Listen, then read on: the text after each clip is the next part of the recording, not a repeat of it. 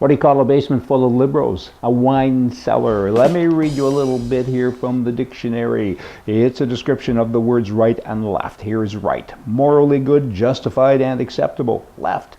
Of or relating to a person favoring liberal socialism and radical views. They should have maybe added lazy, no good, and they want to live off the backs of others. And hey, I should maybe write a dictionary. Hillary Clinton, she would be in it. She's all for this free media stuff that she's been getting lately. Good for her. She does it so well. I gotta say, she's promoting her book. She's advancing her liberal agenda, and she's doing it well. The press and her are having a love affair. They should all get a room, and she keeps on saying, I'm not going to run for president.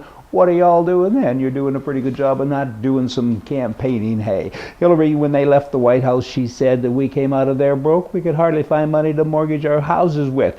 It's kind of a funny way to say it, but that is what she says here in this press release. And since leaving the White House, though they, her and her husband Bill, have raised more than $200 million as net profit by selling access to information and books and all kinds of other things, and they ain't doing so bad. And you know what? Does the country need Bill and Hillary back in the White House? Oh, that's a shudder you just heard. Did you hear it? Those are old bones kind of moving around. Gun control advocates and activists, and you know, they're both sides and everything, and Hillary Clinton, of course, and her husband are way over there on the left side of it all. But the activists now recently are renewing their efforts with the help of Hillary to gain control and ground on Capitol Hill, and you know, they continue to exploit high-profile national tragedies in an attempt to push this agenda, the anti-gun agenda. They use grieving victims to falsely claim that enacting their reforms would have prevented those tragedies that happened to their loved ones. You know what? It just ain't true. I mean, don't ever let a fact get in your way, you liberal guys. It just ain't right. In Denver now, they're saying, hey, we had a 32-year-old suspect. His name was Isaac Vigil. He was being transported to the police station. He was handcuffed, his hands behind his back, and they had searched him a couple of times. There's lots of officers around, and somehow or another he managed to put a gun in his buttocks, according to the news here. And he pulled it out with his hands behind his back, and he managed to shoot at the policeman. They shot him in turn. He didn't die, but he's not in great shape. It kind of shows that, you know what, there's jack butts everywhere, isn't there?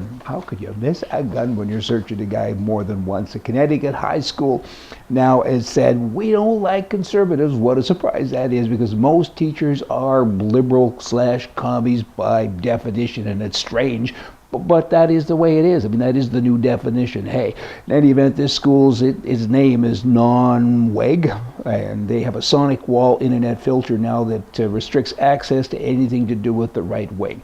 You know, guns or just anything, not just guns, of course, but conservative websites. However, you're able to go to Hillary Clinton's website and all kinds of other left-wing websites. They're open to viewing, I guess, or access, at least from the student body, but nothing to do with conservatism. Do you think they're trying to influence the student body? I would think, and they say, no, we're not trying to influence them. That's the liberal mindset. They think, or they say, that they're not trying to influence people because it's okay as long as we do it my way. That's kind of what they're about in Jackson, Mississippi. There's a guest there. He was staying at a Motel 6, and he was approached by a man asking for cigarettes. Hey, do y'all have a smoke? And the guy said, I don't have smokes. I don't even smoke. And the guy turned around to walk away, and then he turned back with a gun in his hand, and he said, I bet you don't have one of these either.